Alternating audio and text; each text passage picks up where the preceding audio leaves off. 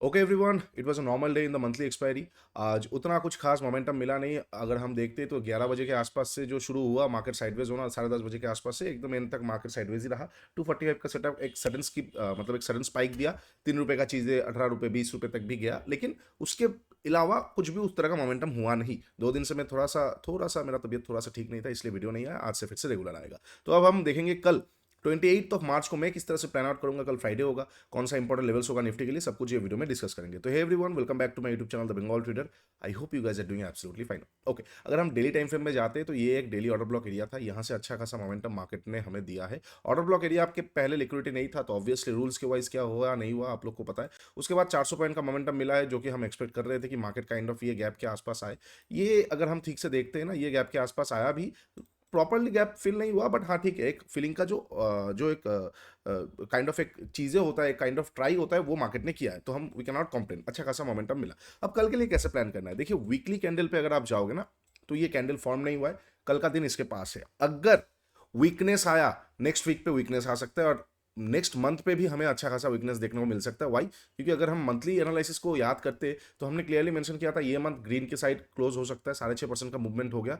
Weekly candle अगर कल को मार्केट थोड़ा सा भी वीकनेस दिखाता है या फिर नीचे की तरफ क्लोज करता है, तो हमें एक शूटिंग स्टार मिल जाएगा ऊपर के आसपास लिक्विडिटी लेके, और फिर नेक्स्ट वीक पे ये कंटिन्यूएशन होगा तो मार्केट हमें नीचे की तरफ देखने को मिल सकता है। बट अगर कल को मार्केट कवर कर लेता है, तो यही शूटिंग स्टार कैंडल ऊपर जाके क्लोज कर देगा एंड वो पूरा खेल बदल देगा। इसलिए नेवर जज अ कैंडल बिफोर इट्स क्लोजिंग। तो कल का डे बहुत क्रूशल होने वाला है वीकली बेसिस क्लोजिंग पे, क्योंकि ये नेक्स्ट वीक का मूव डिफाइन करेगा, राइट? ओके, अब डेली में जाएंगे। डेली में उतना कुछ खास है नहीं। 1 आवर का टाइम फ्रेम में एक बार देख लेते हैं। 1 आवर का टाइम फ्रेम पे भी कुछ उतना खास नहीं है। हाँ, प्रॉपर रेंज बना के रखा है। 15 मिनट टाइम फ्रेम में मजा आएगा। कौन सा चीज मजा आएगा? 15 मिनट पे यहाँ पे एक बहुत स्मूथ रेंज बना हुआ है मार्केट के पास। एक बहुत स्मूथ रेंज मार्केट के पास है, ठीक है। ये एक बहुत स्मूथ रेंज मार्केट के पास है।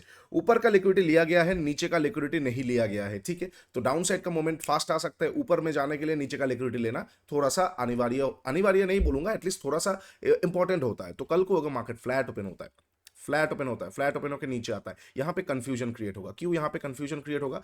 बिकॉज ऊपर का लिक्विडिटी लिया गया है, डाउन साइड का मोमेंटम आ सकता है, लेकिन अगर मोमेंटम रिवर्स हो गया तो नीचे का लिक्विडिटी लेके वो ऊपर की तरफ शिफ्ट हो सकता है। तो there can be a confusion. इसको कैसे टैकल करना है? With half quantity and double confirmation.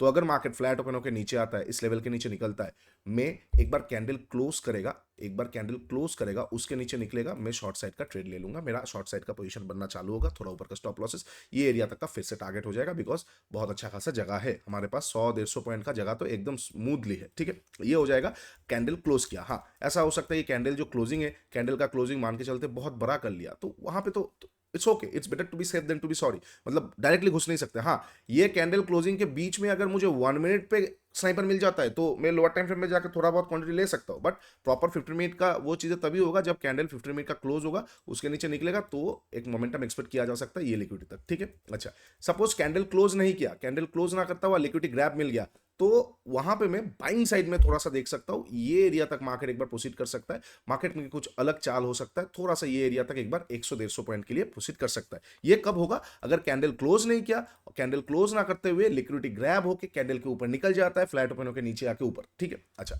Candle close किया, नीचे आया, शॉर्ट करूंगा। एक और हो सकता है कैंडल क्लोज नहीं किया, लिक्विडिटी लिया गया, लेकिन कभी भी हाई को तोड़ नहीं पा रहा है, नेक्स्ट कैंडल नीचे की तरफ आ रहा है, तो एक बहुत स्मूथ ट्रेडिशनल पैटर्न हो जाता है, जिसको बोला जाता है रिजेक्शंस के साथ साथ काइंड ऑफ एक शॉर्ट जनरेट होना। वहां पे मैं शॉर्टिंग के साइड पे ही देखूंगा।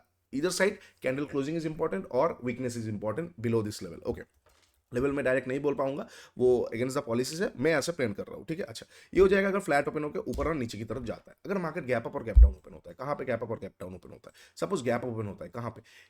इस जोन के नीचे जब तक गैप अप ओपन होगा, 738 740, इसके नीचे जब तक गैप अप ओपनिंग होता है ना, उसमें उतना मोमेंटम एक्सपेक्ट नहीं किया जा सकता है, क्योंकि प्रॉपरली इस जोन के ऊपर प्राइस एक्शन पे ही मैं शॉर्ट कवरिंग के बारे में देखूंगा। मैं थोड़ा सा बाइंग साइड, मतलब थोड़ा सा देखूंगा, ज्यादा नहीं। मतलब क्यों क्यों मैं बोल रहा हूँ ना, मैं 2 दिन पहले भी बाइंग साइड में नहीं था, अभी भी नहीं हूँ, बट यहाँ पे ना टाइम बिता रहा है, टाइम करेक्शन हो रहा है, टाइम बिता रहा है। ओके, टाइम बिता रहा है। तो there is 2 type of correction, price correction and time correction. Price correction धीरे धीरे दिखाया, बट टाइम करेक्शन हो रहा है। और एक चीज, कोई भी रिवर्सल लेवल पे अगर टाइम बिता रहा है, तो वो क्या है?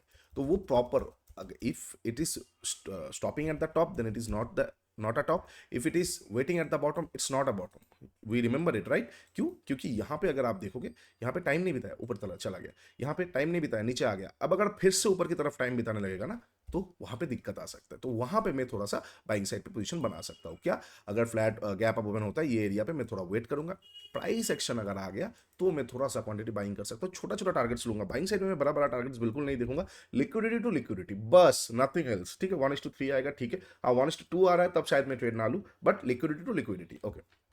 ये हो जाएगा गैप अप पे। अगर गैप अप ओपन हुआ नीचे की तरफ आ गया तो ये ऑब्वियसली यहाँ पे आज का अगर हम डेली क्लोजिंग देखते हैं तो डेली क्लोजिंग आया है अराउंड 591। तो अराउंड 591 ये एरिया के आसपास ये एक पीडीसी जोन हो जाएगा। यहाँ पे कैसे रिएक्ट कर रहा है, छोटा ट्रेड मिलेगा तो देखा जा सकता है। अगर नहीं मिल रहा है तो अगर प्राइस एक्शन मान के चलते गैप ओपन होकर नीचे आ गया, यहाँ से रिएक्शन आया और फिर प्राइस एक्शन आ रहा है, प्रॉपर प्राइस एक्शन आ रहा है, तो मैं यहाँ पे शॉर्ट साइड भी जा सकता हूँ क्योंकि यहाँ पे रेंज भी हो, तो यहाँ पे एक बार मजा आ सकता है। ठीक है, अच्छा, ये हो जाएगा गैप अप पे। अगर इसके ऊपर गैप अप ओपन हो रहा है तो थोड़ा कंफ्यूजन आएगा, सेकंड हाफ में देखूंगा, क्योंकि ये बहुत बड़ा गैप अप ओपन हो जाएगा। वहां पे ट्रेड कैसे करना है नहीं करना है थोड़ा सा मुश्किल का सामना करते हुए हमें देखने को मिल सकता है। वहां पे मैं क्या करूंगा, सेकंड हाफ में मैं अपडेट करूंगा छोटा मोटा इंटरनल स्ट्रक्चर्स का ट्रेड्स, वो ऑन द कार्ड से। ठीक है, अब अगर मार्केट गैप डाउन ओपन होता है, कहां पे गैप डाउन ओपन होता है, पहला चीज तो ये जो एरिया है, ये जो एरिया है, ठीक है, ये एरिया को मैं इसलिए मार्क कर रहा हूँ क्योंकि ये इंपॉर्टेंट होने वाला है। ठीक है, ये जो एरिया है अगर गैप डाउन ओपन होता है आज के लो के नीचे तो ये एरिया से एक बार बाउंस आ सकता है। वाई, एकदम गैप का जो इनएफिशिएंसी है वो पूरा हो जाएगा। साथ ही साथ गैप डाउन ओपन है, अच्छा खासा गैप डाउन ओपन है, एक बार थोड़ा सा प्रॉफिट बुकिंग आके फिर ऊपर से शॉर्ट किया जा सकता है। तो इसका मतलब ये नहीं कि ये ऊपर एकदम पीडीसी तक जाएगा फिर तो वो पूरा गैप कवर कर लेगा, उसमें मजा नहीं है। मजा किस में है, थोड़ा ऊपर गया, मान के चलते कोई प्रॉपर लेवल जैसे कि 500 का साइकोलॉजिकल नंबर है, तो ये एरिया से फिर से अगर प्रेशर देखने को मिलता है तो मैं साइकोलॉजिकल नंबर से एक बार पंच कर सकता हूँ मेरा शॉर्ट साइड का ट्रेड्स को। मतलब ये रहा साइकोलॉजिकल नंबर्स। तो अगर गैप डाउन ओपन होता है ये एरिया पे, यहाँ पे मुझे कोई प्रॉफिट बुकिंग सेटअप मिलता है, मैं एक बार बाइंग करके साइक पीएसवाई नंबर के आसपास से प्रॉफिट को बुक्स करके यहाँ से मुझे शॉर्टिंग का सेटअप आ जाएगा, मैं एक बार एक्टिवेट करवा के यहाँ से शॉर्ट कर सकता हूँ फिर से ये एरिया तक का लिक्विडिटी के लिए। ठीक है, अच्छा, इनकेस अगर गैप डाउन इसके भी नीचे ओपन हो जाता है तो again just like gap up, इतना बड़ा तो मतलब हैंडल नहीं किया जा सकता है, सेकंड हाफ में देखना पड़ेगा। फर्स्ट हाफ एक एक अच्छा बड़ा कैंडल हमें देखने को मिल सकता है, उसके बाद पूरा साइडवेज रह सकता है क्योंकि इतना बड़ा गैप डाउन पे फिर मतलब वो डेली रेंज को कंप्लीट कर लेगा। उस केस ऑफ सिनेरियो में मैं सेकंड हाफ में ही अपडेट कर पाऊंगा। बड़ा गैप अप और गैप डाउन पे उतना मजा नहीं आएगा, छोटा गैप अप गैप डाउन पे मजा है, फ्लैट ओपनिंग पे भी मजा है। बस आंखों को खोल के ट्रेड करना पड़ेगा, प्रॉपरली समझ के ट्रेड करना पड़ेगा, क्योंकि ऐसा भी हो सकता है फ्लैट ओपन होकर नीचे ना आके ऊपर की तरफ जा रहा है। तो ये जो रेंज है, ऊपर का लिक्विडिटी लिया गया है, ठीक है, ऊपर का लिक्विडिटी लिया गया है, एक सेकंड, ऊपर का लिक्विडिटी लिया गया, अरे यार, ये जो था रेंज था, नीचे का नया ले गया है, ऊपर का लिया गया है। तो अगर फ्लैट ओपन होके ऊपर जाता है, मैं यहाँ पे ट्रेड नहीं कर सकता हूँ क्योंकि नीचे का लिक्विडिटी इनफ नहीं है। ऊपर में जाकर वो क्या करेगा ना, वो फिर ऐसे ऐसे साइडवेज मोमेंटम की तरफ ही जाएगा,